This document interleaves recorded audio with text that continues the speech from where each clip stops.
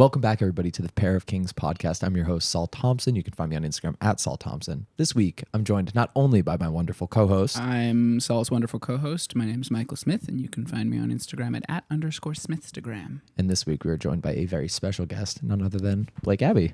Welcome to the podcast, Blake. Thanks for having me. Where can I guess we you can find me at Blake Abbie. Wow. BLAKE.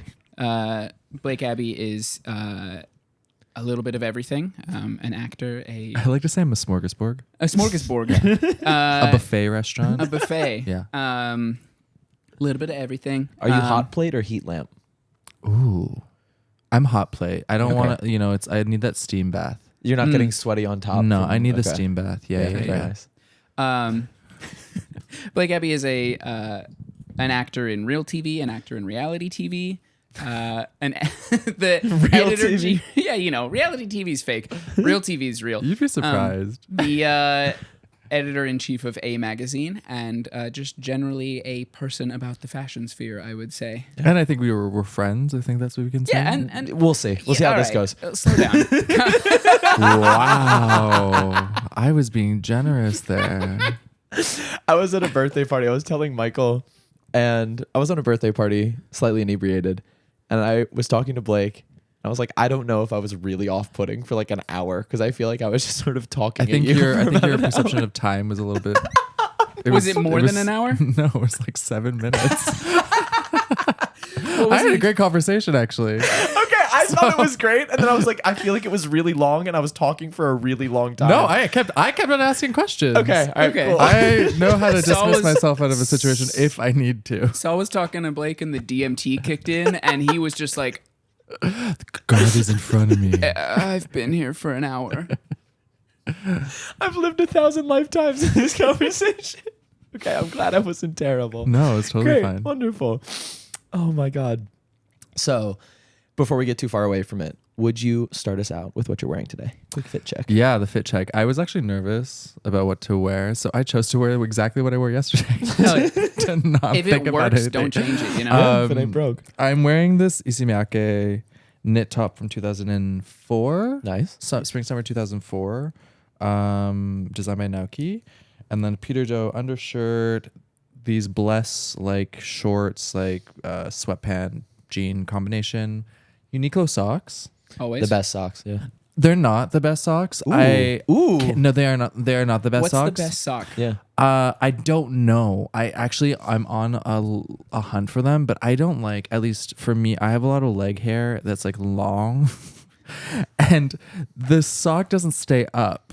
Oh, that's mine neither. Uniqlo socks. I don't think that's a leg hair thing. I think they're just a little too short. They need to go above the calf bump. No, but I don't even know. I filmed a pilot. We'll get to this maybe at one point. We filmed the pilot and I stole the socks from wardrobe because they were so good.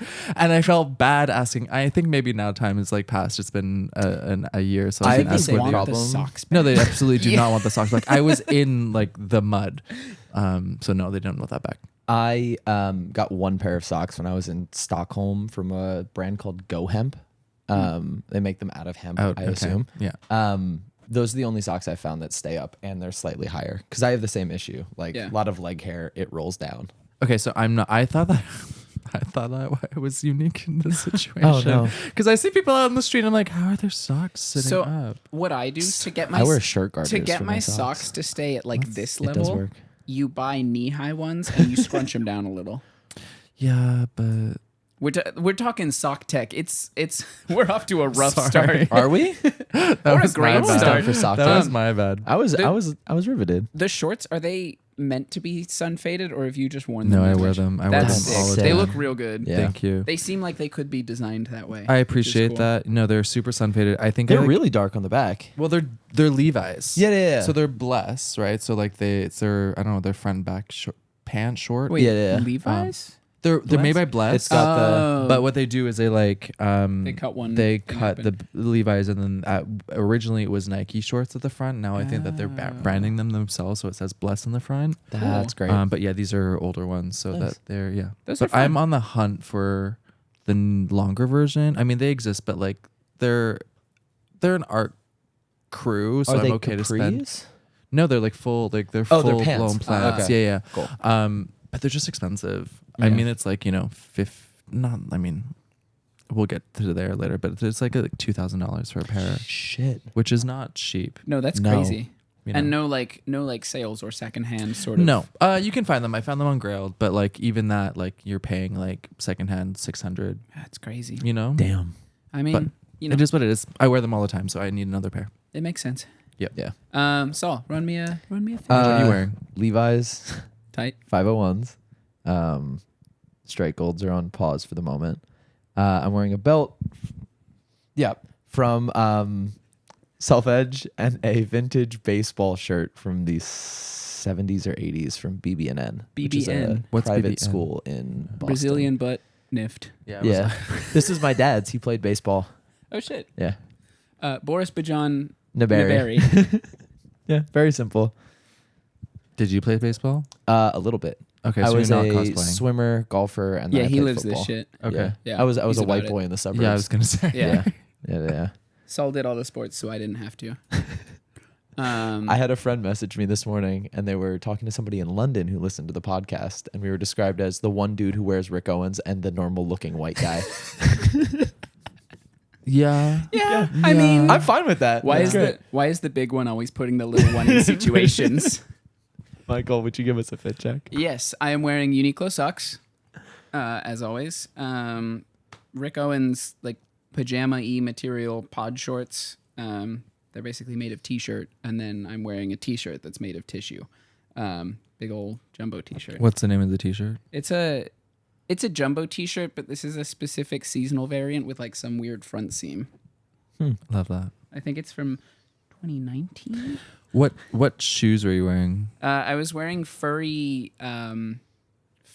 Vans. Well, Rick knockoff Vans, Yeah. vintage sneakers that I just got.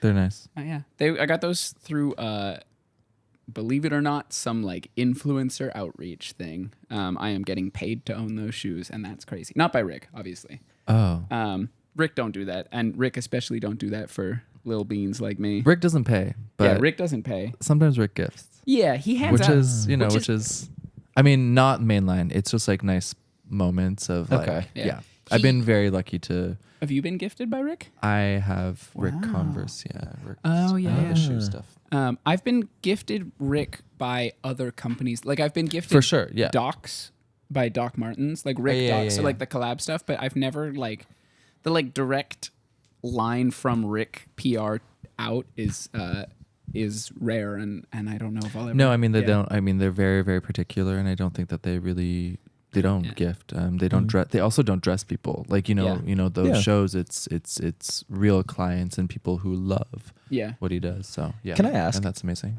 You go to a lot of Fashion Week shows. Do you ever see people who have been dressed by the designer who either maybe slightly disrespectfully just don't fit? They don't put that shit on. They don't put that shit on, or the outfit chosen by the company is just terrible and they don't have that Yes. shit on. Yes, but like oftentimes people don't have choices. Mm.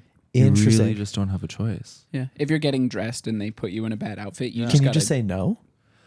You can. Is that just bad form? You can. It's not that it's bad form, but I think that people are like influencers. Sure. You're trying to make your way through of course. the navigate this system, and if you say no to one person at one point, it doesn't necessarily align properly. Yeah. In Like terms of future relationship. relations, kind of thing. exactly. Yeah. Yeah. Makes sense. Because one person might be at one brand at one stage of their career, but they're going to be, it's a small industry. We'll see Yeah. each other again at some Yeah. point, So At what point are you then just a vessel for the clothes and not actually the person wearing them? If you have to say yes. I mean, that's a really blurry line there, is it not? Yeah. That's what I'm thinking. I mean, it is a blurry line. I think that it's gotten even blurrier now that brands dress like full looks oftentimes, and a lot of people are dressed in full looks. And so you can see them at the shows. I'm very privileged also to be offered lots of dressing, in a bit of a strange position as an editor as well. Mhm. I mean, because I guess I toe the line. And so, yeah, I think the way I approach is I always just try and find things that make sense for me.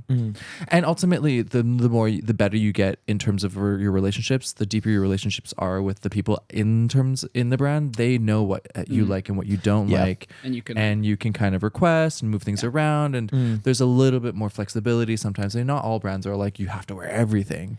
Obviously, there's so many days and so many outfits that you can put on clothes for, right? Is there a certain, when you are as big as you and as in a... I'm not that big. No, but still, like, bear with me. Sure. When you have the options and you are able to pick and choose and have relationships, is there an inherent political game to a certain point of choosing who you are going to wear? Yeah, I think that there's always a political game. I mean, anything you wear is a choice. Yep. And when you're so visible in this industry, you have to be aware. Yep. And generally, you know, for me, the way I've navigated everything is being, you know, a billboard. Sure. For younger brands wouldn't necessarily have an ability to share their story. Oftentimes, you know, I wear a lot of friends brands, Chinese brands, Asian brands in general. But for me, it always has to like align with an aesthetic that I like. For sure. That said, I mean, of course, I've been offered things that I'm like, okay, this is not quite me. But then at those moments, you're like, okay, well, this is a costume. Yeah. In a Very way, fair. and you can like get out of yourself, and then you kind of learn to love it. At least I have. Do you think that that's a skill that you've built during time as an actor? Is it easier for you to sort of wear those different hats and wear it as a costume? It's funny. I think my time as an editor has made me a better actor. Really? Oh, interesting. And like Say vice more. versa. I think vice versa. I think that they actually go very much hand in hand, but like so much of these spaces, like I don't necessarily feel comfortable in fashion spaces. Okay. You know, I feel like the man out. I'm not, you know, of course I'm editor-in-chief of a magazine and I've been in the industry for such a long time, but you know, like I'm a man sometimes is a thing. I mean, there's a lot of gay men in the industry, but like sometimes in certain spaces, there's a lot of women and you don't necessarily feel like it's your story to tell. It's your story to be there.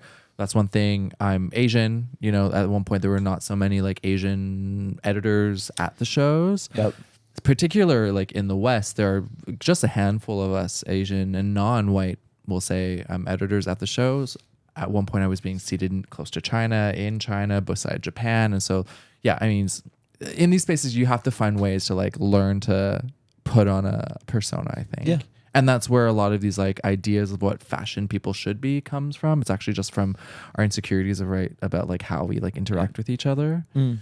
But not to read everyone. No, please. And that was kind of one of the questions that we had initially planned on talking about is like you work as an actor still and also as an editor, and it's kind of a weird balance of being like in front of and like spotlighted in the like as an actor you're sort of very front facing, it's just you, and then behind the scenes like doing a little more like coordinating and curating. And like how do you said, I guess you've sort of already answered this question, but like how do you switch between those two? I mean, when I think about specifically the magazine, so like as an actor, you know what it is. Like you audition, you do your thing, you're on camera, you read your lines, you're with people, you're interacting with people. It's all relationships. Yeah. You know, in the industry, like the fashion industry is not so different. Like you're relating with people, you're trying to like act, whatever.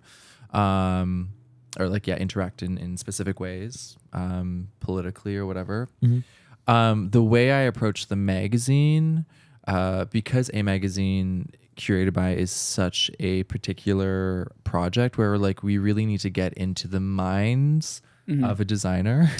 So really quickly, for those who don't know, there have been 27, 28? Yeah, 27 official A Magazine Curated Bys, and then there were 5 A Magazine, B Magazine, C Magazine, D Magazine, E Magazine before we rebranded in 2004. Yeah, over like 20 odd years. 20 years, yeah. First one was Maison Margiela. So the official, A Magazine Curated By Maison Margiela was the official A Magazine Curated By, but then we had the original A Magazine, which was... Got it. Which was started by Walter Van Beerendonck, and it was Dirk Van Sen. So that was the A on the cover, and that's the A that we still have on our magazines now. But then B was Bernard Willem, Chalayan. Gotta do some Scarlet Letter merch. We're working on expanding the brand a little Amazing. bit. But yeah, so for people who aren't fully familiar, A Magazine Curated By picks a new designer to curate the magazine every edition.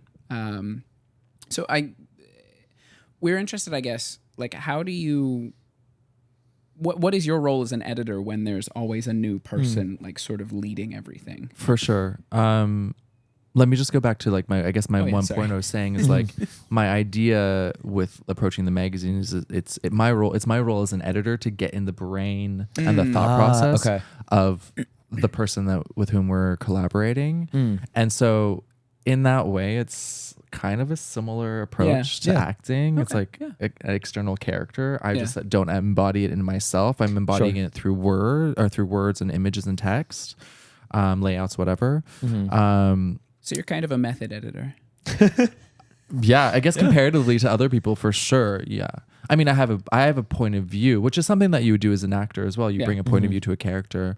But yeah, that's kind of it. But what is my role when we're bringing people in all the time? It's really to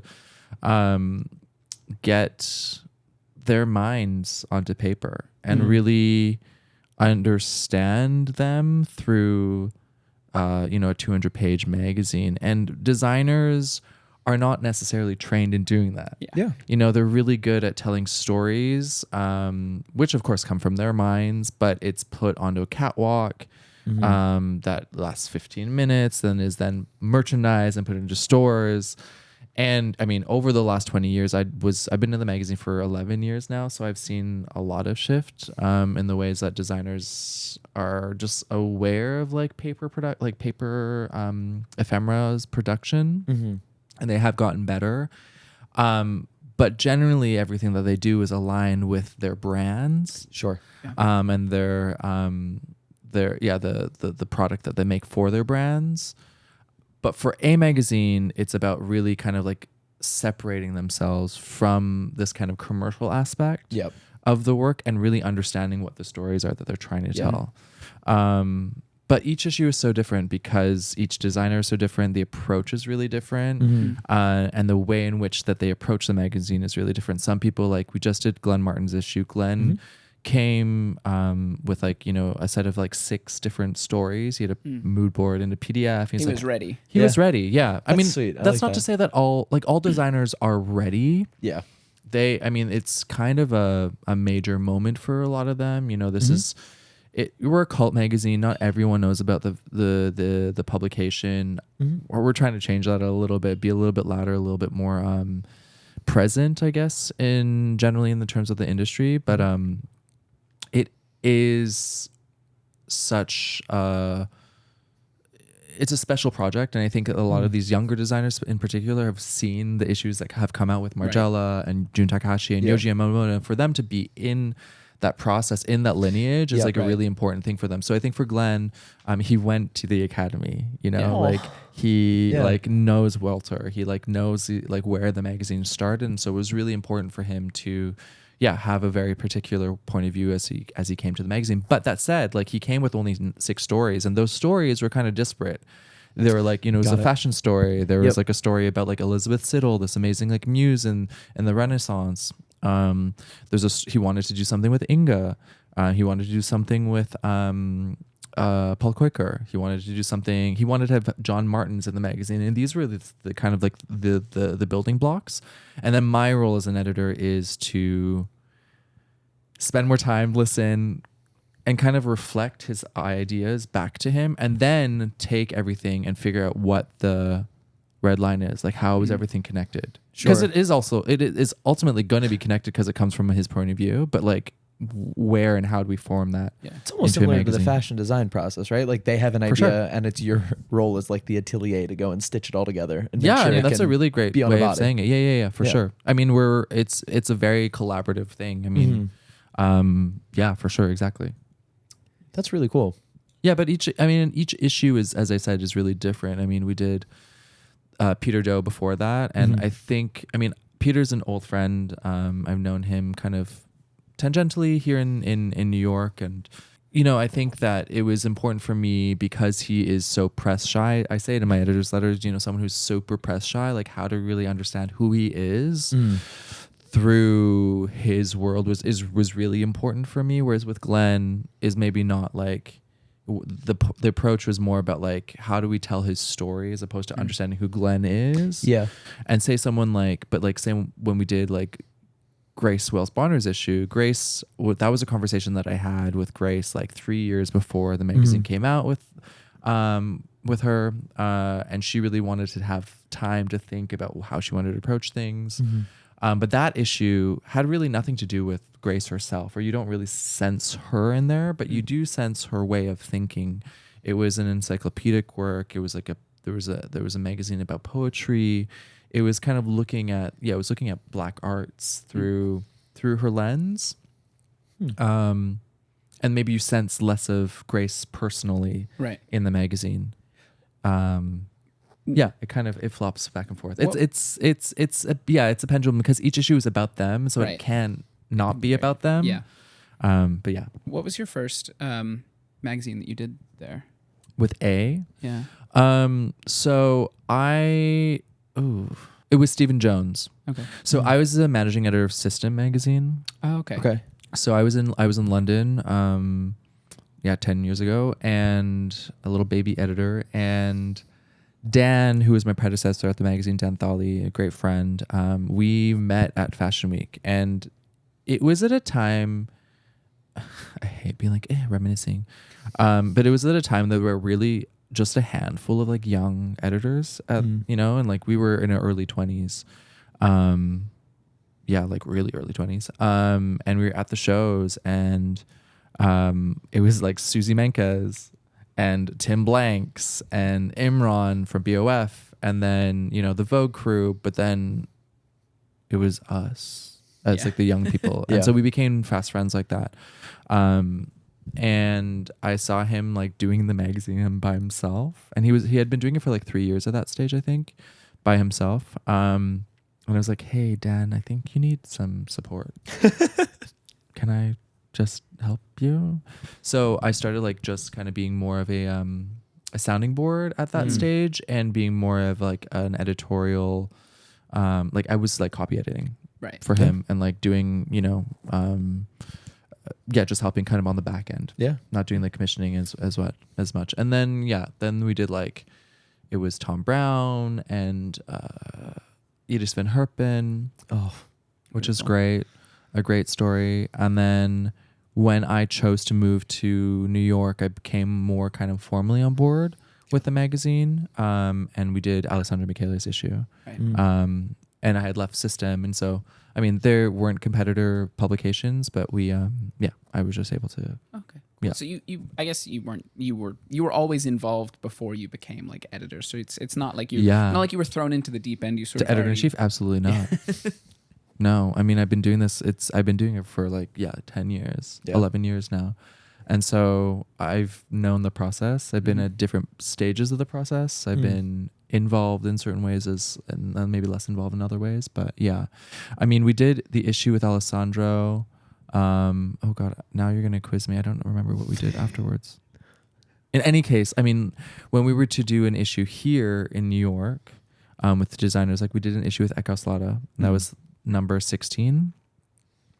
Mike's based here, Zoe's based in LA, and I was super involved in that. Like that was really my first real baby. And similarly, when we did an issue with like Simone Rocha, we shot in Hong Kong. I was in Hong Kong. I was living between here and Beijing, and so it was like very easy for me to be a part of that. Simone is also mixed race, so that's also like something that was a bit more like aligned for me culturally than Dan. And so not that we need to be the person that we're working with by any means, but sometimes it makes things easier. But yeah. That's cool. I kind of want to go back. You mentioned wearing some of the like smaller brands and like trying to sort of bring those brands into light. Do you have any that you've currently been like thinking about or currently very interested in? I feel like I always go back to the same people when I'm asked these questions. But I have some friends who do a brand called Pronounce. They are now showing in Milan Fashion Week. It's a duo. One went to school in London, one went to school in Milan. It's really beautiful work, beautiful knitwear. I love good knitwear. I mean, they've built a really incredible world. It's colorful. It's very interesting tailoring as well. A lot of the work that they do looks at, I mean, more recently it was about like, I don't know the Chinese word for it, but it's essentially kintsugi, the predecessor to kintsugi. So like the Chinese version of like the repairing of like ceramics together. And in China, you'll have like a fisher, and then you'll have these like staples Okay. on it. And so they'll use that as a kind of motif in their work. So I really love their work. Cool. Xander Joe is a really good friend of mine. He used to show in London. Now he shows back in China. He has such a crazy mind. He's so inspired by the future, and is like really constantly questioning what the future can and maybe will look like. And it's not like it's ever like a full linear. Like each collection it's not like built on itself. It's like maybe this is like a virtual, like this is like multiverse, like Earth 161. This is Earth 72. You know what I mean? Like in the future, and like it's really interesting. Like at one point, and it's can be a little bit gimmicky for certain people, but like he had like a model who had like 8 arms. Hell yeah. And like, but the clothing is actually really amazing, right? If you look at it. And so I really appreciate his work. There's this duo called Ao Yes in China, in Shanghai. Kind of more classic Chinese proportions, but tailoring is really incredible. I love it. It's very wearable. Udawag, who is a really beautiful designer that's in Shanghai. I don't wear it. It's femme clothing, so it's not for me. I mean, there's so many, and then in New York, I still love Vaquera. I miss that they don't show here. I wish that they showed here. Zoe Whalen is a great designer. I walked in a show for hers last year. She's interested in. I don't know if she likes that she's always aligned with like the sense of witchery, but she has a real great presence with the natural world. Shows she does a lot of at the beginning she was doing like basket weaving with like willows that she found in like Massachusetts. Maybe, she's from Massachusetts, and she was like weaving and knitting around these like willows and creating these incredible like panniers out of it. And she's moved away from specifically using like wood material. I think just because of manufacturing and resiliency ultimately, because like the fabrics are quite delicate. But yeah, she's a really incredible voice, I think, that is here in New York. Willie Cheveria. I think that there's so many great designers in New York that don't get highlighted in ways that they need to be highlighted. It's funny, I was talking I feel like to New York Fashion Week has been sort of disappointing. I'm really disappointed for the next season because the people that we know who make New York Fashion Week are not there, and they're not showing, or they're showing off calendar, and I'm just like, what is happening? And I'm like, because as you said, I go to a lot of fashion weeks, and I really think London is having a moment again for sure, but New York people experiment here. Yeah. And it's so much the opposite of this idea that like New York is like a commercial like capital, but it's not the case. Yeah. It's hard for people to make noise because it's so expensive to produce things here. Yeah. Like, to put up a show, it's like $500,000, and like, pandemic, recession, all these things, brands are not maybe as willing to invest in younger brands, but the younger brands are what make New York, New York. And they're here, and it's scary. I was saying like Vaquera, like they used to show here, and of course they have Comme des Garçons support, and so they're showing in Paris, and I'm sure for their business it's the best choice. Right. But for a cultural person who's like really interested in the culture of fashion more than the business than anything, I'm like, I miss the feeling of New York Fashion Week, to be New York Fashion Week. Before we get too far away from it, I also love the culture of fashion, right? And as somebody who attends a lot of different fashion weeks, which I don't think serve perfectly as like a microcosm for the culture of fashion in the city, like you said, it's very hard to put on a show in New York, but I think a lot of what makes New York are young brands that sort of, I won't say come up through the underground, because I don't think fashion is underground, as it were, but come up semi-organically through kids, people wearing them in the city. Can you sort of, this episode will release right in the middle of the Fashion Week cycle. We're recording it significantly before, but can you give us and give the listeners sort of like a temperature test of each of the fashion weeks and how it sort of serves to be emblematic of the city that it is in? What do you mean temperature test? Sorry, can you? Yeah, so apologize. New York, obviously, it's very hard to put on a show. Smaller designers are not necessarily represented as they should be, but I guess what I'm trying to ask is, how do the different fashion weeks differ from one another depending on the city in which they are in? Oh, they differ completely. I think structurally it's so clear. I mean, how the CFDA works versus the BFC versus the Chambre Syndicale in Paris versus the Camera di Moda in Milan versus Shanghai Fashion Week. I mean, I go to some other fashion weeks, but those are like kind of like the five I really kind of I bought between. They're so different. You can see with like London, they really they built out a great relationship with like New Gen. New Gen is on the calendar. Their relationship with London College of Fashion, LCF, and CSM is so present there. And I think that they've, not that it's like perfect by any means, but I really do think that they have been able to support people from graduation into a brand business, whether that's like through having presentations, through like sponsorship support. Also, I think just there is a inherent kind of like interest in these kinds of brands in London. I think that editors there are just used to seeing that. And New York, if you have, we'll say like the off-calendar shows versus the CFDA shows. The CFDA shows, I don't really know who goes in and deciding who is on there and not on there. I think it costs a lot of money. Again, I don't have all like the stats to really kind of back all of this up, but I think it costs a lot of money to be on those official calendars. And if you can't afford it, they don't find ways to support you, which I think is a bit of a strange thing. And I think it's actually, there's so many like hoops to jump through. Like it's just like this ultimate sense of bureaucracy, which I think is, again, like very American. Yeah. Like you have to sign these papers, you have to sign these papers, you have to do this, this, and this, and this to be able to see this. And I think it's very strange. That said, the people who show off calendar, like the Women's History Museum, like, I mean, Luar is now on the calendar, but the thing is with New York is that you really have the communities pull up. Yeah. Where it is like, and those are like very different communities, like a Luar community versus a Willy community. I mean, yes, of course there is crossover versus a Women's History or Zoe Whalen versus an Akauslada.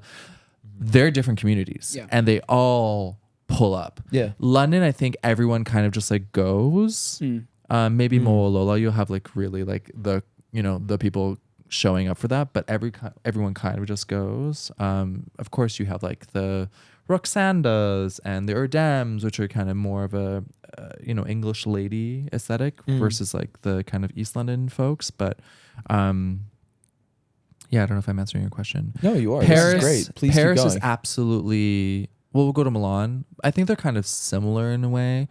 They are the stalwarts of the fashion industry. Yep. The big people show there. Milan, there's very little space for younger brands to be able to show there, and it's really unfortunate. I think there are people like Sune who are doing some interesting things where they're trying to support younger brands, but it's Milan. Like you are going to a Jill Sanders show in the middle of nowhere to go to the Gucci hub for the Gucci show, to the Fondazione di Prada and like Fondazione di Prada to go to the Prada show. And like Milan, just in its layout, it's not easy to move around. Yep. I bike there as well, actually, which I think is really, I don't know. I think it's the best way to go around it. Either that or the metro. And it's the fastest way. Otherwise, you're like stuck in a car going like an hour or two from one show to the other. I mean, there's complaints for like transport for all of the cities, but Milan in particular is just like, because the industry, like Gucci Hub is in Gucci Hub, Foundation Prada is Foundation Prada. Like they can't move away from like where they're actually based. They're in there. Yeah.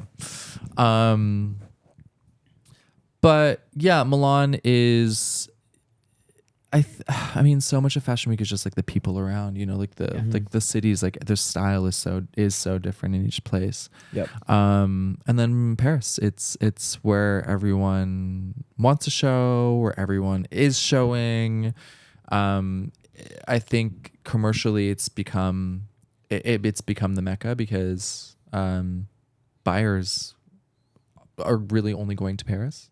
Oh, you know. Big buyers, they'll choose to go to Paris because that's the last thing on the calendar. People can like go there, stay longer, do all their buying appointments, which like makes sense financially, and so that's why everyone wants to show there. Yeah. I think Paris is a bit between like London and Milan, so there's like some younger brands. But all of the big brands and then a lot of American brands just trying to push in there and be like, we're going to try and show here as well, whether we're on the calendar or not. Yeah. And then Shanghai Fashion Week. I guess that's one of the ones I feel like I know the least about, but it's kind of like getting a lot bigger lately. It's getting feels huge. Like. Is what it feels like. I mean, Shanghai Fashion Week is it's building and building. I was really happy to be able to convince my friend Jose from Vogue Runway to come. Love Jose. Love Jose. We love Friend Jose. Of the pod. Oh yeah. Oh yeah, of course. Yeah. So Jose, I convinced him to figure out how to get himself to Shanghai 2 seasons ago because I think that there's something really amazing happening in Shanghai. I mean, we know that China, even if there's a market slowdown this year, is still the biggest like luxury like buyer in the world. Like the ramping up of like buying in Japan was because the Chinese consumer was like, I'm gonna get on a plane and fly the 1.5 2 hours to Tokyo and just shop there. So it's a really interesting country because there's so many different kind of like, we'll say, capitals of culture. Beijing, Shanghai, Chengdu, Hangzhou, Shenzhen. Like it's kind of it's massive. Like and so there's lots of different money people, will say, like people are really interested in investing in themselves and in aesthetic and in and so Shanghai Fashion Week is interesting because like it mainly shows Shanghai based or Chinese designers, the majority of whom are really young. They like graduated from CSM, they graduated from Parsons, and they're like, fuck, I can't put on a show here. It's too expensive to have a brand here. Right. Yeah. Like, how do I get through the noise? And they go to Shanghai. There's a great so Shanghai Fashion Week has like two kind of like more than 2 tiers or kind of like silos, but there's Shanghai Fashion Week, which is like the formal kind of like more old school brands, more kind of we'll say like 35 to 40 age woman, Sure. business dressing, not necessarily my aesthetic, but it is absolutely needed for the industry. And then there's a kind of a sister project space called Labelhood. Labelhood was started by an incredible woman named Tasha Liu, who comes from investing actually, but she loved fashion and started a store with a couple friends, and then moved to Shanghai and started this new store called Labelhood. And so it was a multi-brand store. Yep. Where she was supporting young designers, not purely Chinese designers. Like she'd have some Lumiere in there, and like, but a large portion of whom were Chinese. And at one point, I don't know how many years ago, she was like, "We're going to start a platform that will support these designers to show concurrently during Shanghai Fashion Week." That's amazing. Not on Shanghai Fashion Week's calendar, but at the same time. And so over the years, they've now become partners, and like they like work on their schedules at the same time. But yeah, there's incredible shows that happen there. So there's people like Shushu Tong, who's been around for 10 years now, which is crazy. But they have only started just like picking up in the last like year or two outside of China. And, you know, they're sort of sold at Nordstrom and Dover Street and all these places. And Shushu is kind of like the the highlight. They close Fashion Week in Shanghai, Right. But there's people like Pronounce who do something. Sometimes do something there. Xander Joe sometimes does something there. Udawag always shows. The world is your oyster is a really amazing brand. Ponderer is a brand from Hong Kong that shows there. But there's also brands like La Fame, which is kind of like this. It's like Chanel, Belma, mixed together with like for an Asian clientele or Chinese clientele. I mean, the thing is, what's so amazing about about Shanghai Fashion Week is you really can see the clients who go to these shows, and you can see how the brands really cater to them in a very clear, direct way. Right. And I think because the way that the industry works in China, because you're so close to manufacturing, you're so close, and manufacturing is more affordable. You're so close to production of like yarns, even like the base material production is like so easy. Like things are faster. You can make things faster. You And don't have more, to ship something across the world. Right. yeah. Yeah. And the thing is like what I always tell people is like these people are working with the factories that are making Alaya threads. These people are making things that are where like Prada is being made, like, or like the fabrics for Givenchy are being made. Like it's like quality is there. Yeah. It's just that like you don't have the overhead of like the logistics of shipping. Yeah. You don't have all these other things that exist in that kind of outside of China. I was going to say, do you think that there's a lasting legacy of xenophobia when it comes to Chinese brands and the perception of either quality in design or quality of clothing? Absolutely. Yeah. I mean, like that is pervasive anywhere. Yeah. I think if you don't work in the industry, you don't understand that China has the best technology in the industry. Yeah. No. And so if you're wanting to make the best, like, I mean, take this with a grain of salt, but they have really like accessible, like tech knitwear spaces, like all of your sportswear. Of course it's made in China because that's where you can get like sound hemmed or sound fused fabrics in a way that like if you were to make that in anywhere else, like they don't have the machines. Infrastructure. Yeah. They don't have the machines. China's been like the world's manufacturing hub now for like 30 to 40 years. Yeah, Right. and now Yeah. I mean like there's competition now and Yeah. China's is worried about that, of course, but yeah, like they know how to make stuff. Right. Yeah. And so I think for a lot of the brands that are showing in Shanghai Fashion Week, they're young designers who are like, okay, shit, I can't do any of this, but I can do it in China.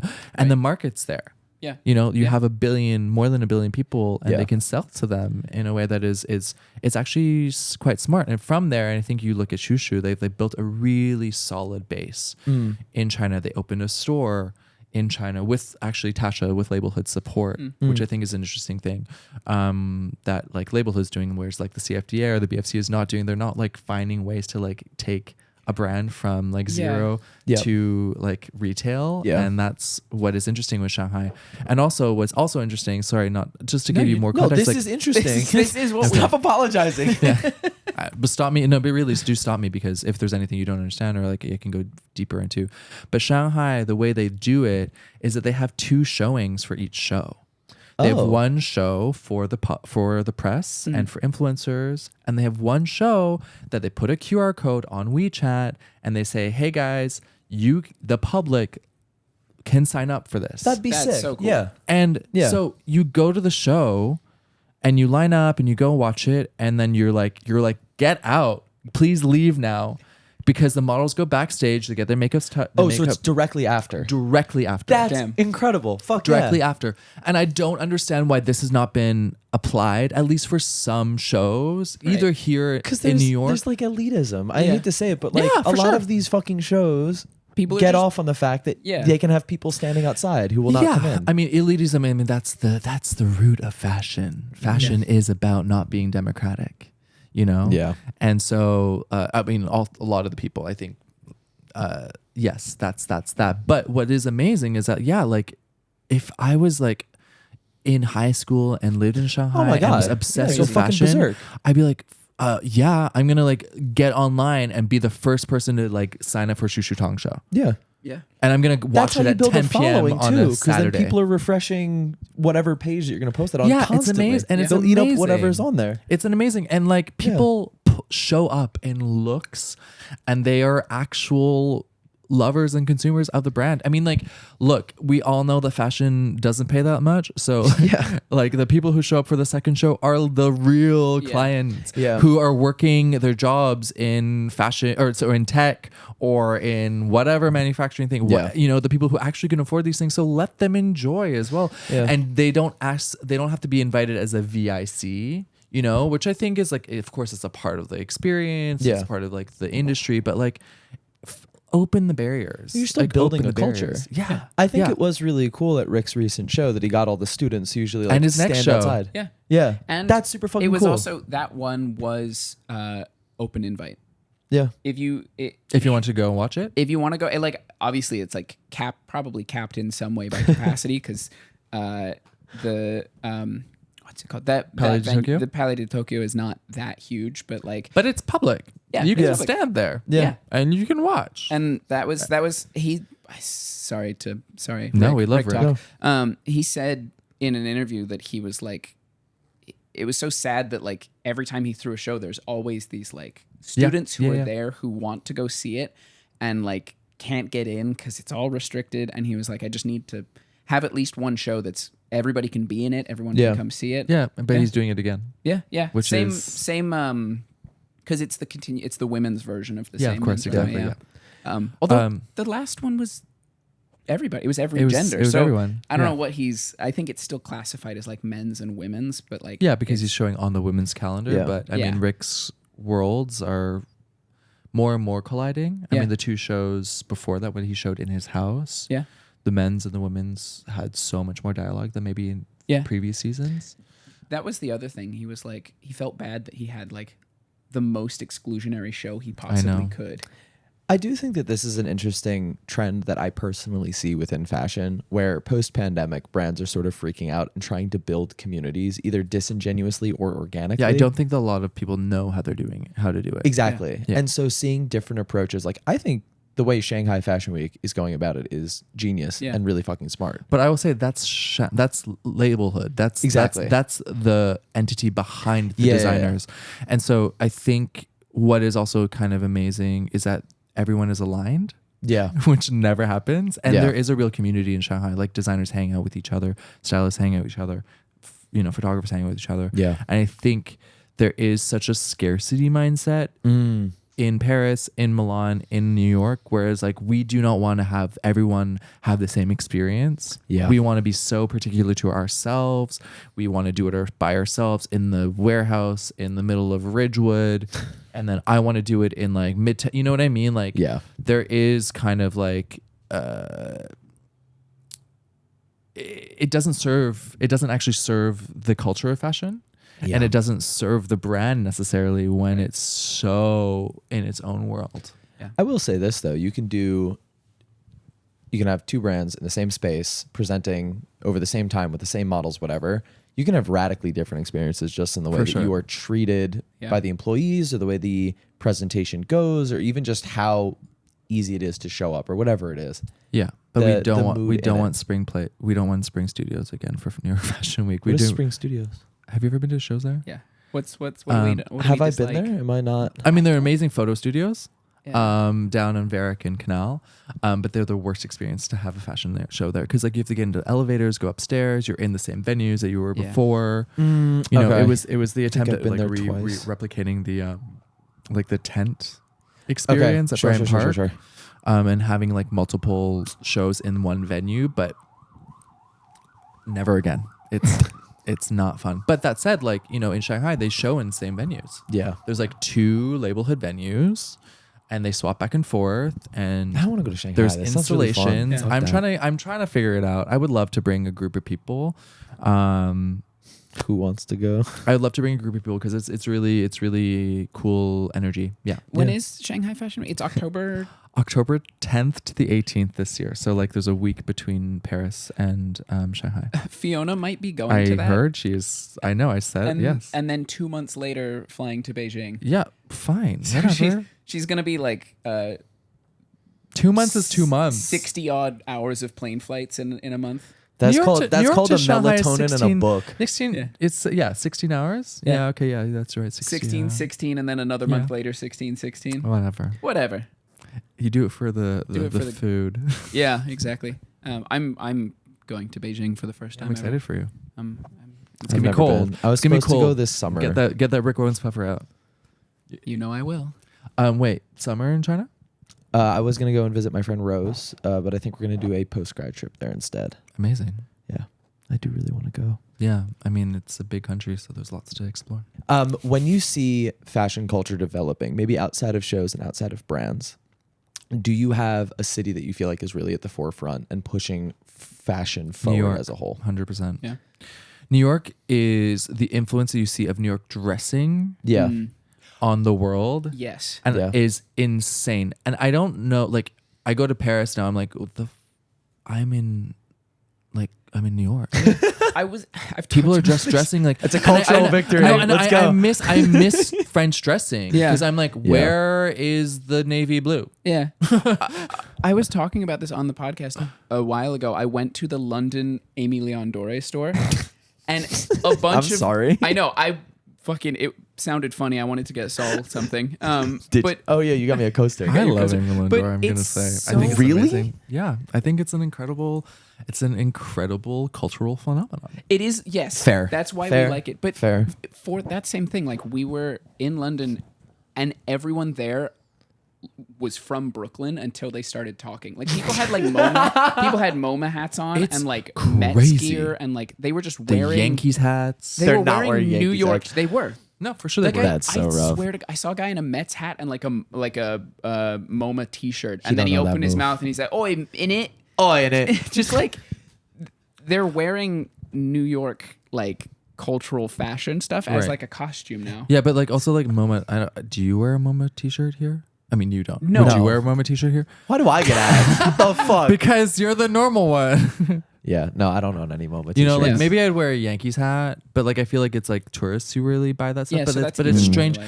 But it's strange. Like it's less about like product like that and more the way in which people dress, Right. and Yeah. act, which is crazy. It is kind of weird because I feel like sort of the soccer, or I hate saying it, but bloke core made it back to the US, Which is then remixed up. Yeah. right? Yeah.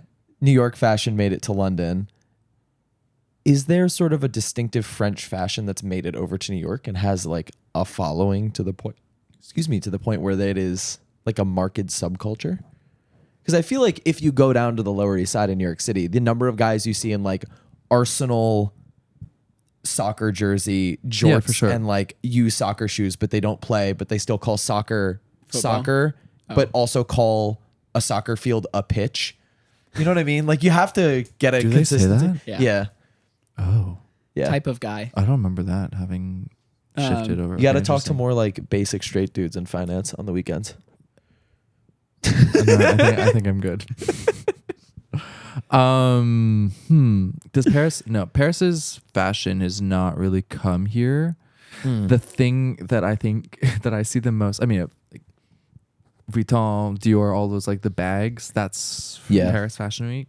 Paris Fashion, pardon me. Like the accessories. Sure. Apart from that, the biggest amount of fashion, Paris or French fashion that I see is like Quechua. Quechua? It's like French like backpacks, Oh. like mountaineering. There's a I think it's backpacking French culture and Quecha. Quechua. And it like Kisha?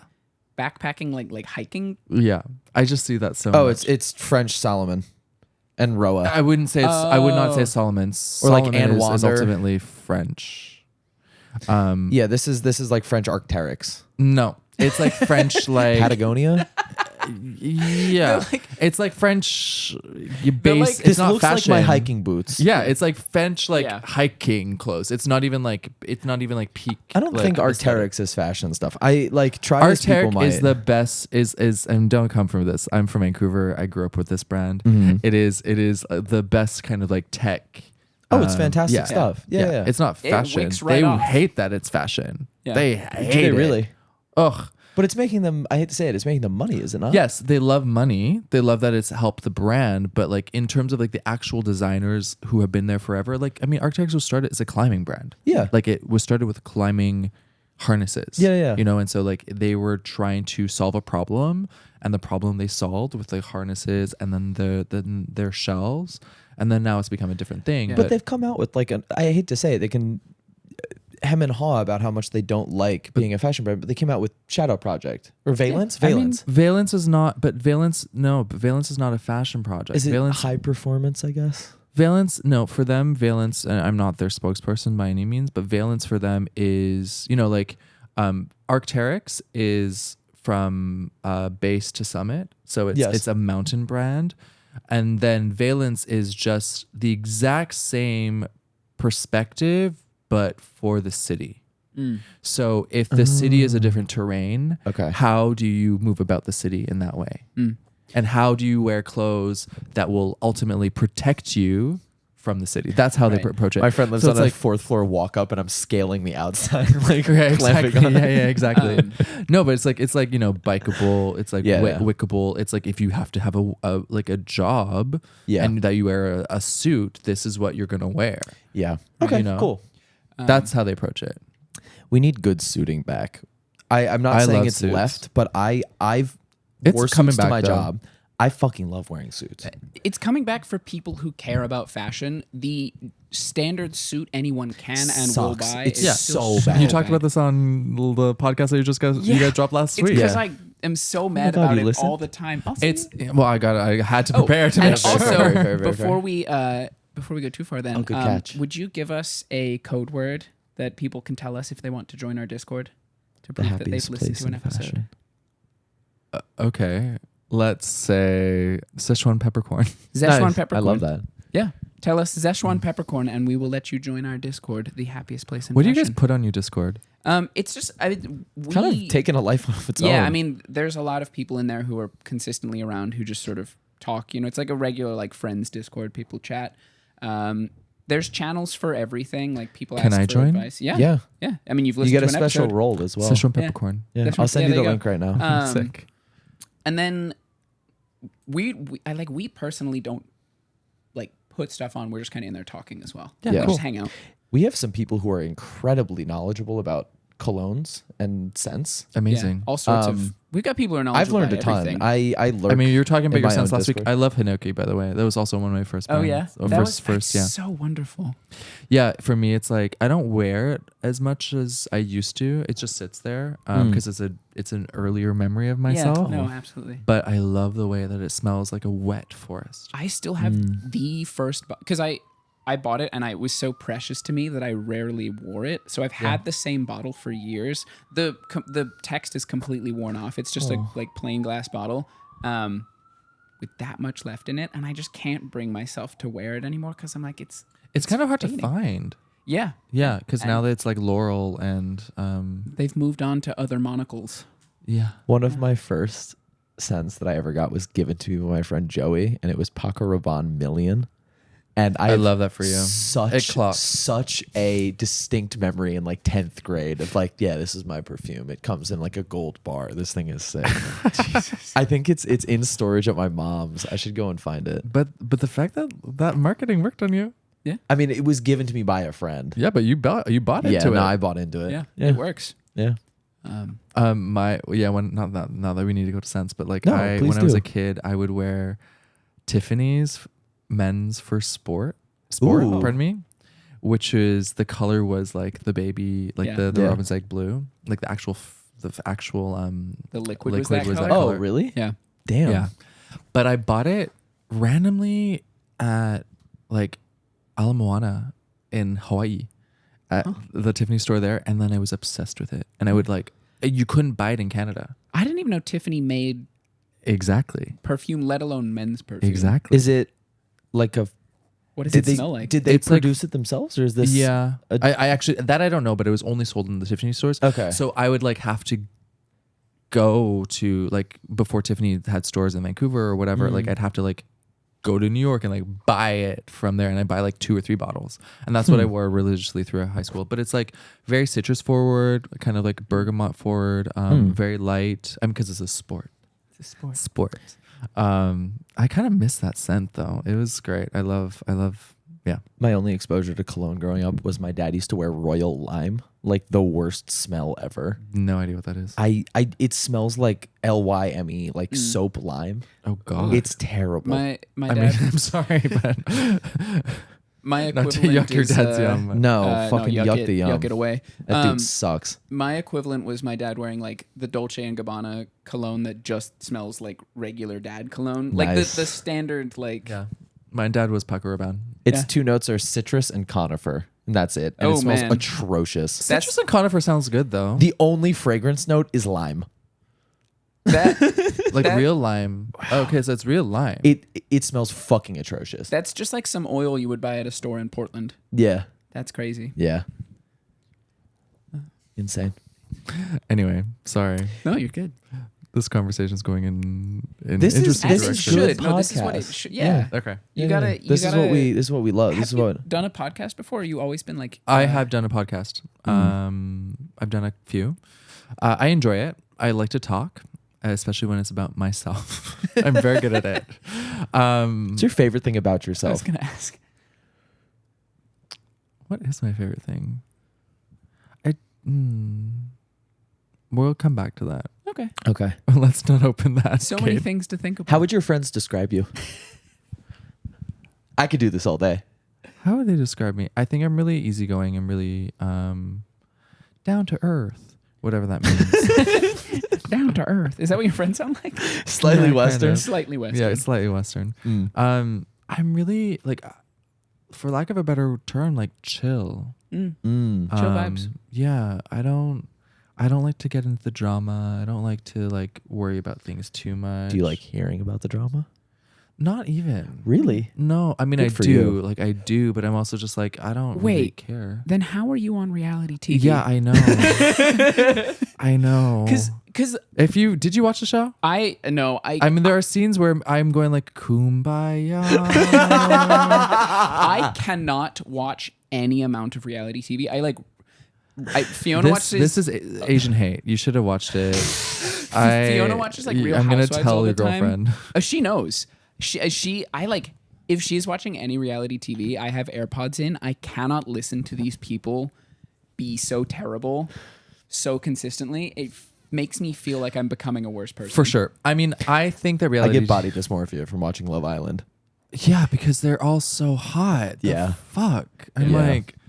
Yeah, I was absolutely not giving anybody in the show, and that was like something that they were like, "Why are you not gonna get naked? Like, that's not gonna happen."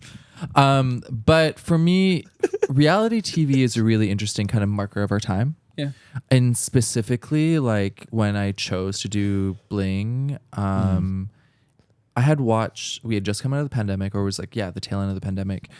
The previous Bling Empire in LA. I watched the LA one. And you didn't watch New York. New York. You was- live here. I felt like it was too close to home. You know how people in the tech Sure, industry okay, I can't get that. watch Yeah, I get Silicon that. Valley because it scares them? Sure. But I mean, love the LA cast, no shade to them, but I think we as in New York, we're more interesting kind of crew. We all are we all had jobs. We all had like kind of like positions within different kinds of fields. A lot of us in fashion. And I think that Bling, as much as it is like escapism, like ultimately it's an escapist television show. It's entertainment. There is and was a through line of heart and I think cultural connection, which is always what I'm trying to do in any kind of work I've done. Yep. And so, I mean, I really flip flop back and forth. I mean, there are certain kind of values that maybe are misaligned with how I view the world. There are certain kind of like people who, I mean, I don't fault them, but of course, like, it's not an easy space. Yep. And it's not an easy space to necessarily align with, but I thought in making this choice to be a part of it was an ability to kind of be a different kind of person in that world. Sure. Yeah. And in knowing that I'm going to represent the young downtown queer person, how do I like be like, okay, well, I'm not my identity. Right. Yeah. Yeah. And I think a lot of the times in these spaces where you're very much like cast as a like a typecast. Sure. For me to consciously stay away from that. because that's not who I am. Do you know? think reality TV and the fact that it is, maybe correct me if I'm wrong, but like supposed to be unscripted or like more flow of the conversation allows you to be more of yourself and represent yourself in a more genuine way? Or do you think that being typecast sort of pigeonholes? And no. I mean, like the typecasting for me did not pigeonhole me. I mean, Okay. they for sure gave me like feedback as we were going. They're like, why can you be more aspirational? Can you do a take with your shirt off now? No. Go ahead No, and there's pop your top up. there's no redoing things Right. Yeah. really. Like Yeah. there's no script. But they are still guiding you. Sorry to interrupt. No, that's fine. Yes and no. I mean, we always know where we're going. Yeah. Yeah. So like we're gonna be like today we're gonna meet like Blake and Nom. You're gonna go to have a coffee and a walk. So you're doing and the like- Curb Your Enthusiasm, where they like write out the shell of what you do, and then you just Yeah, but there's no script and Yep. there's like absolutely no specific like choice. Like they're not telling us like what we have to say. Yep. I mean, they'll be like, hey, so like this is what happened. got it. Like last time, you guys can talk about it if you want or if you don't want. And we're like, okay, we'll just hang out. And so Cool. whether we want to talk about it or not is it's up to us. But you know, like I think what really benefited me on the show is being an editor because one, being an editor and being an actor, I was conscious of the editors and the producers creating storylines. Got it. And so, like, I get it. You're doing your job. You're not trying to incite drama, but you're trying to create story. You're an entertainer. Well, no. I'm saying the producers. Yeah. The producers are like, okay, so this shit went down with Richard. Okay, well, we need you guys to talk about it because we need to have the other side somehow. And these are like the conversations that you would have on a reality show would oftentimes be like texts with your friends. But like Yeah, Right, I you see. you have to don't have want them to out but loud. you don't want to watch us just text each other. Yeah. You know? So that's why it feels staged, but it's not. It's just like Yeah. it's just that the format's changed for the conversations that would ultimately probably Right. happen on the anyways. What stage is that? Like, yes, we were not all best of friends and like we were put together. That said, we were quite close. We're much closer than a lot of other reality shows. Like, you know, I knew Tina knew Dorothy, and you know, we know Lynn, and like Nom is a friend of a friend. Like it was actually quite organic when Right. we were all Lovely. put together. So yeah. With things like Real Housewives, I'm always so curious about the process for bringing on a new Person. housewife. housewife. And like does she just have to like be in that group and be like kind of shitty but not enough to get kicked out completely for long enough? Yeah, I don't know how that works in that kind of space. Yeah. I think that Bravo's changing how they're casting. I mean, we look at New York, we look at Do you watch them? Not really. I'm not opposed to reality. Like, I don't have Bravo, like, and so I just never grew up on them. But I do love a trashy moment. I Okay. love like Absolutely. Who doesn't? Too Hot to Handle. Oh, yeah, I don't. The Secret. I hate all of it. You do? No, I we'll can't talk watch about it. Too Hot to Handle. I think that show's gone off a cliff. Yeah, I haven't really. I watched the first episode of this last season, and I'm like, oh, It wasn't. I think the second everybody's aware of the bit, Yeah. they are Yeah. playing into the bit too much. There's a golden era, I think, that happens with any sort of competition show where you get people who are fans but haven't perfected how to play the game. And that's like the best season. It happened with like Survivor. It happened with Love Island Love to a is certain Blind. extent. Love is Blind. I- Too Hot to Handle. Where like do you like Love Is Blind? Fiona has asked me to watch the new season. I don't love it. I think it's like Fiona. Yeah. She likes Love Is yeah, Blind. and I Yeah. have Michael refuses to watch well, no, it. but more than any other show, I have absorbed a little more of that. Like, I can't listen to Real Housewives. I can't Oh, have okay. that on. If that one's playing in the background, I'm not gonna like Sure. avoid it. So I've seen a lot more of that, and I also have seen over the course of a couple seasons people who now have watched it before coming to the show, Sure. who know what they're doing and are like playing the game. Yeah, which is a bit strange. Yeah. Yeah. Yeah, that I do agree. That's a bit strange, especially when you're like, yeah, I don't know. These love shows, they're never really been my thing. But like Too Hot to Handle, that's just like hot people just like trying to fuck it, like Trying to not fuck. or trying to Trying to not not fuck. fuck. That game just kind of seems stuff so is like interesting. easy. Wait, there was a Spanish one that I watched last year called I can't remember what it was called, but the premise was like it was so insane. Essentially, these couples get split up, so they're like not sure whether they're going to be together. The ultimatum. No, it's not the ultimatum, Oh. but love the ultimatum as well. The queer one especially. Queer Love ultimatum was lesbians. nuts. Yeah. Lesbians and the queer. Oh, so good.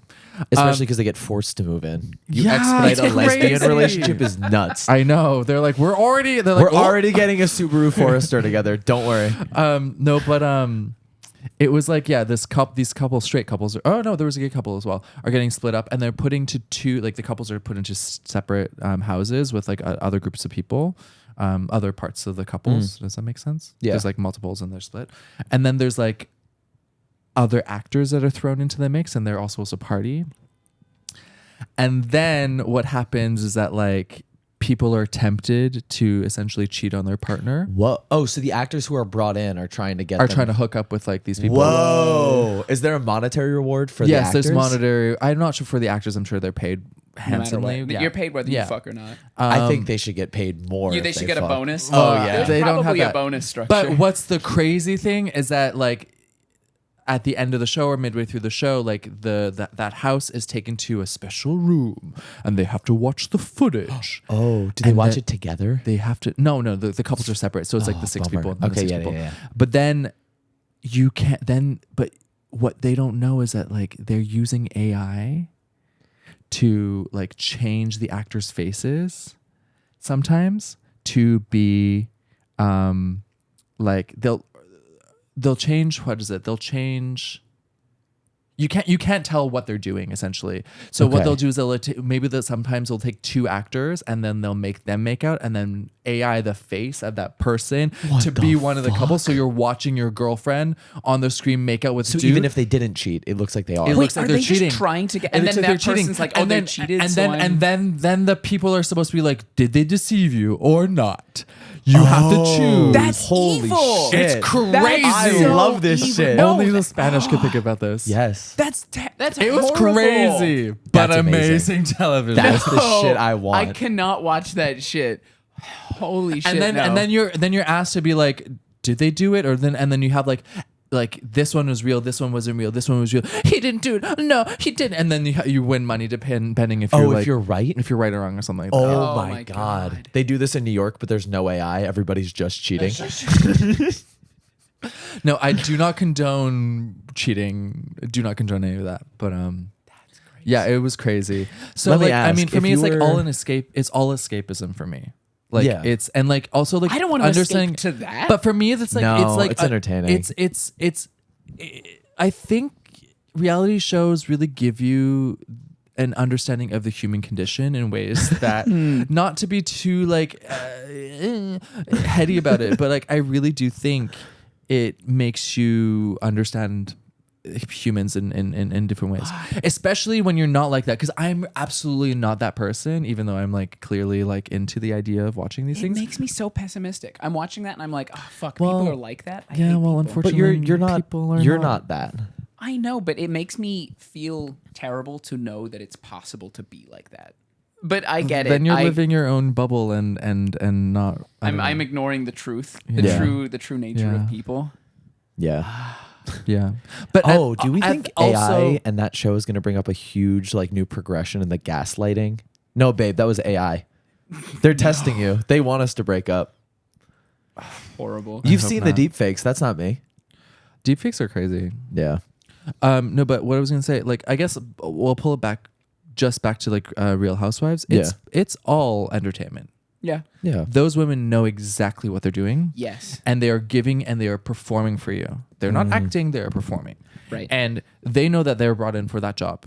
And when people are really good at that, hands down to them. Like I'm like, yes, great. You know exactly what you're doing. And I'm like, Do you great. think that's a harder type of acting where if somebody is coming for you or attacking you on a personal level, it cuts a little bit deeper, even if it is in front of a camera and for I entertainment? think there's real emotion involved. There's Yeah. for sure emotion. But you know that like you're there to do a job. Do you think Yeah. the camera You turns know? off and they just stop arguing? Sometimes. So Because- coffee tomorrow? Yeah, exactly. So Yeah. coffee tomorrow, or you just like don't engage with the person. Yeah. You know. Yeah. I mean, like I really think that what Oh god, Chriselle. You're asking the wrong person. I haven't watched Real Housewives.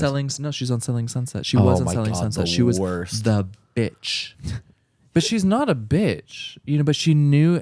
I've watched her in interviews, and she's very clear. She's like, I know what they cast me as. Yeah. Yeah. She's like, Yeah. I was gonna be the bitch. That's a So professional right there. I'm going Yeah, to play the bitch, and I'm gonna be the best bitch I can be in the context of this, and then know that they're only going to show parts of me Yeah, that they they're gonna want to show. selectively edit, yeah. You know, and that's the thing is like you don't actually have your hand in any of the editing. Yeah. And so like when you come out, you are gonna be a product of someone else's mind. Yeah. If you watch, you can sometimes like get the idea when you're watching those shows, like they're editing people's, like, you know, someone's talking and they flick Yeah. over to someone who looks like mad or annoyed. Yeah. That's pulled from somewhere. Yeah, Yeah. it's pulled Like from that's, somewhere. that's I mean, not, not all shows. not I think always. with Bling, they were like less like that. Yeah.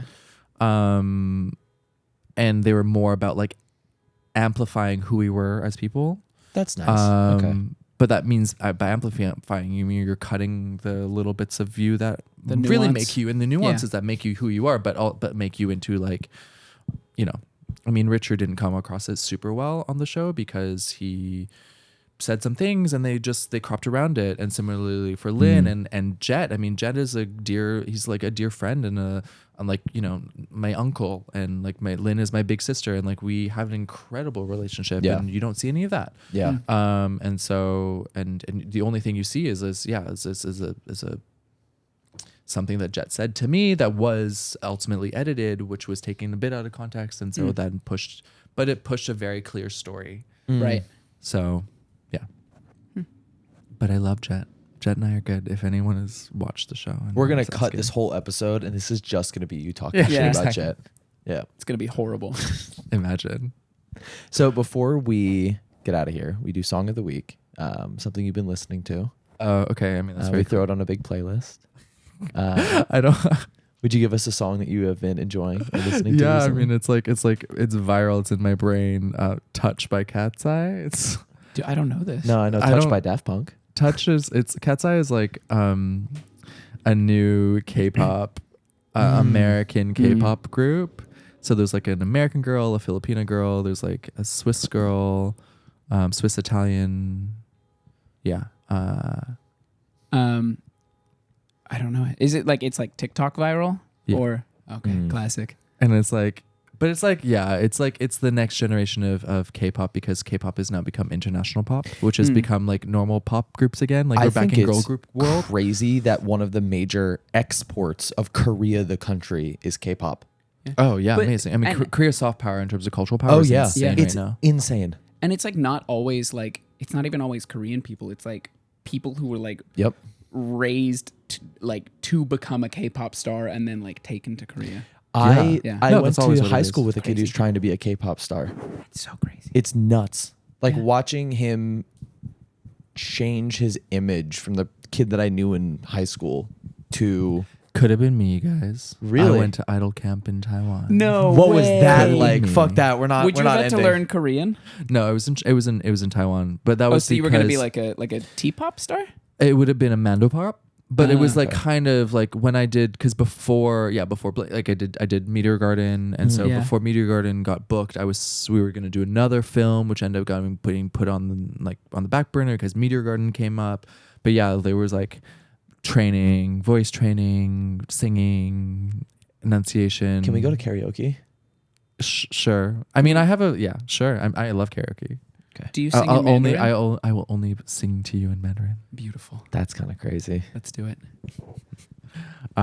Yeah, but it's a crazy thing. It's a crazy world for sure.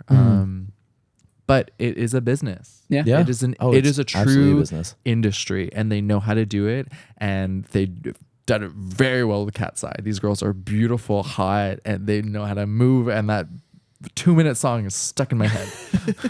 I have a slight problem with current like pop girlies. And I saw this on Twitter. This isn't my original take, but I agree with it. Where a lot of these women are very sexy, but they're not hot. Does that make sense? No. It's like lab grown hotness where it's not like real at all. Who's hot for you? Like Sky Ferreira. Okay, but Sky Ferrer is a very different pop girl. No, but I mean, you ask me a female. That's a general question. Yeah. A genuine question. Yeah. Yeah. Sure. Yeah. Then, but maybe you're not the person to I'm whom not the they're one. trying to Yeah, sell. you're not the one. Yeah, I don't think you are. And also, like, I think the thing is that we have to remember is that like these girls are hot for girls. Yeah. They're almost too hot. No, but I'm not saying figured like they're not trying to sell sex. They're trying to sell hotness They're trying to to girls. hotness. Oh, to they're trying girls. to sell. Okay, that You know? makes all of this click. 'Cause, okay. like, that it's is- not sex. It's just hot. It's hot, and Got it. that Okay. is because that's who their fan base is. Got it. You know, It's not for you. it's not for you. Stop making it about the male gaze. Period. I'm straight, first of all, but And give us a song of the week. yeah. Okay. What did I say it was gonna be? Q Lazarus. Oh yeah. Goodbye Horses, the song they just made for Silence of the Lambs. So when Buffalo Bill's Wow, dancing yeah. around his house, Yeah, that was okay. just made We for. tried to figure this. Yeah. Crazy. We were It's a trying to really figure this good song. out while you were on the way over. Q Lazarus has not done, at least not on Spotify. They don't Yeah. have any other Anything songs. else? Well, good for them. Yeah, just that. But No? they're I don't probably know rolling in it. who it is. Like, Yeah. they just throw Jodie Foster in the booth. They're like, "Hey, you want to make a song?" I mean, maybe. Anthony Hopkins on the drums. So my song of the week is "Hard" by Sophie. Nice. There's new Sophie song. coming out, and I've been revisiting the old Yeah. stuff, and people just never did and never have made sounds like that on a Sophie track. is amazing. I mean, Sophie has such. She made impact. pop what it is. She made current pop. Yeah. Yeah. Yeah, for sure. I mean, she was She- very. Yeah. There's no Brat Summer without Sophie. Absolutely not. I mean, Yeah. and I think Charlie would be the first to say. Oh yeah, Yeah. absolutely. This Should I sounds go? actually really interesting. Wait. There's like an incredible history of to go grab the lead something. singer of Q Lazarus, Diane Lucky, Okay. also known as Q. It seems like there's a pretty robust history of like racial discrimination in music. Yeah. No, but like for this band, and I don't know anything. Lazarus about was them. repeatedly turned away by record companies who insisted they cannot market her because of her image, which featured a dreadlocks hairstyle, something she's that was black. uncommon. Yeah. Oh, I mean, I don't know. Yeah. So we got you a gift for coming on Oh the podcast. no, you did not need to bring me a gift. Oh, yes, we absolutely did. Is it a pie? No. Even better. What? We bought this today on A the way back Gucci from. box. Yeah. I'm scared. Wow. It's very real. We bought it from, Yeah. from a guy on the side of the We road got today. it for a great deal. Yeah, we haggled a little. Yeah. but it's definitely real. He said it No, was. it's so real. I love Fucci. No, that's Honestly- that's not Fucci. That's real. It is real. Yeah. I love that this new snake print Yeah. on Yeah. the show the That's real. audience. That's Alessandro. This is a Insane. real Gucci belt. Yeah, that's a real Gucci belt. It's just they got it direct You from the mean- factory. Yeah, it It's fell off. Alessandro It's Alessandro. yeah. It's Yeah. not Yeah. Sabato. Oh, No. okay. So it's It's the good stuff. It's It's the good stuff. Wow. Yeah. yeah. Oh yeah, because They made it in the same There's pink in factory. the inside. Yeah, that's Yeah, for yeah. They sure actually, Alessandro. I'm actually very surprised by because it's real. How Yeah. much effort was put into this? There's like a serial number on the inside Yeah. Honestly, it comes with an but it's real. authentication card because too. it's real. Yeah, Because there's it's an real. Yeah. authentication card. Yeah. Controllato 1 2 3 4 5 6 7 8 9 0. Yes, They're on their that is- Margiela shit. Yeah. Exactly. Yeah. Well, thank you. I Yeah, of appreciate course. that. That's very sweet of you. This guy also had the Air Sports. They were Air Jordans, He's but got they were Air Sports. He's got the Jordan Well, never you did gotta that move. send me the pin. I'm gonna go hit him up. I will say, I don't want to get canceled about No, this, go crazy. but fashion is aspiration. I like fake things are great. Yeah. In the sense that like if you want to try and play a role and you cannot afford it, Fashion is pay to play. Yeah, First of all. fashion is pay to play, and so many things are inaccessible, and I think a lot of people really rely on these kinds of ways to get into the world and find the mobility around things in the ways that they can. And I think that there's maybe some are maybe better. I mean, that's top of the line. That's real. Yeah. yeah, well, because Yeah. that one's real. Yeah. Right, I don't know right. why we're talking about yeah, fakes. yeah. when we Sorry, just sorry, it's real. got you Yeah. a real Gucci Yeah. belt, but I appreciate it. Thanks. That's probably the only positive take about knockoffs that I have ever heard on this podcast that I don't completely hate. Yeah. Um, Have you spoken about knockoffs before? Yeah, we, fuck we knockoffs. talk about knockoffs in a negative Really? light Okay. very, very often. Yeah. Yeah, I think Mostly that like just in the labor used to produce them. Yeah, I mean yeah, oh yeah, for sure. Yeah. But not on that one. no, because that one's real. No, Yeah, this that is one's real. real. Yeah. I really want to get a like Dior saddlebag and use it as a chalk bag for when I go climbing. Yeah, you should. Yeah. We need to If you find want that, you should. we Yeah. need to find Saul a very real Birkin Yeah. to cut holes into for his dog For my to dog. wear. Like on the subway, have a Birkin with his head and legs poking Yeah, through. I mean, my friend Brenda, hashtag, which I'm sure you're. We've met Brenda. Oh, you guys know Brenda. Yeah. She like cut an old Celine bag. Oh, but like for a real summer. one. Yeah, yeah, a real Oh, one. jeez. No, we Yeah, I want to don't get have like a real fake as Celine shit bag Birkin. money. Yeah. No, but you can buy them on eBay for like 100, But 200 euros. So it's not so crazy. to get people as mad as possible on the internet at me, it needs to be it needs to be fake. yeah. And it it needs needs to be a Birkin. Birkin. Yeah. Oh, for sure. Yeah. And, Yeah. and people are like, that's a $20,000 bag. Yeah. Okay. I love my dog. He deserves the best. With his legs like hanging out like that. Yeah, I mean he's his legs are like this long. Is he fully grown? Oh yeah. So he won't get longer. It's just cold outside, okay? Okay. With that, everybody, thank you so much for Thanks, listening guys. to this episode of the Pair of Kings podcast. I'm your host, Saul Thompson. You can find me on Instagram at Saul Thompson, and I'm joined this week not only by my wonderful co-host. I'm Michael Smith. You can find me on Instagram at @_Smithstagram. Before we go, Blake, take the floor. Tell the people where to find you. Tell them what's coming up, what you're excited about. Well, I'm Blake Abbie. You can find me on Instagram at Blake Abbie, ABBIE. Yeah, I don't know. Like, check out the new issue of A Magazine that just came out in June. We just launched a special issue, which was supported by Jordan, which was actually kind of amazing. Whoa. Franco-Senegalese designer Youssouf Fofana was really great. Yeah, check those out. Cool. Yeah. And thank you to Blake for joining us. You can find Thanks us on Instagram, for having me. Twitter. Thank you so much for this gift. Yeah, the of very course. real belt. Yeah, The of very course. real Gucci Yeah. belt. You can find us on Instagram, Twitter, and TikTok at Pair of Kings Pod. If you like the episode and want to hear more and want access to giveaways, go to herohero.co/PoK. Don't forget to like, comment, and subscribe on YouTube. Thank you so much to everybody for listening. This has been the Pair of Kings podcast, where once a week, every week for the foreseeable future, we are bringing you business as usual tomfoolery as planned. Have a great Thursday if you're listening to this on the Hero Hero, and a great Tuesday if you're not. Bye, everybody, and see you next week. Bye. Bye-bye.